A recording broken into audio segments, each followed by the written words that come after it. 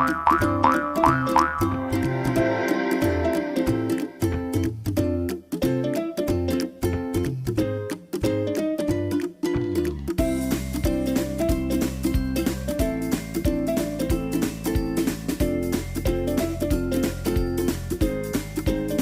समय की बात है।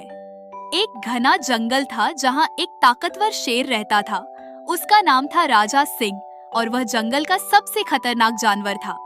हर दिन वह शिकार करता और सभी जानवर उससे डरते थे।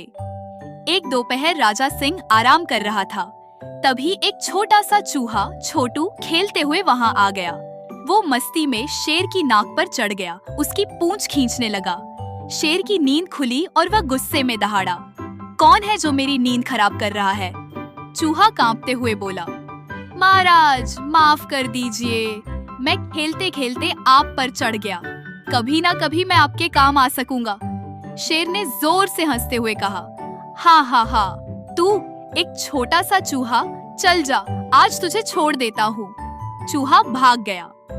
कुछ दिन बाद एक शिकारी आया और उसने मांस से भरा जाल लगाया।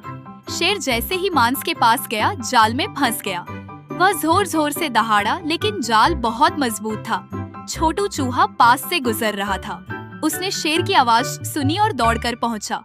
राजा जी घबराइए नहीं, मैं आपको अभी बचाता हूँ। उसने अपने नुकीले दांतों से जाल काटा और कुछ ही देर में शेर आजाद हो गया। शेर हैरान होकर बोला, छोटू तुमने मेरी जान बचाई। मुझे अब समझ आया कि कभी किसी को छोटा नहीं समझना चाहिए।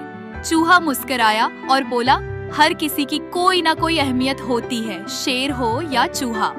उस दिन के बाद दोनों अच्छे दोस्त बन गए। कहानी से सीख, कभी किसी को छोटा मत समझो, भलाई का बदला भलाई ही होता है।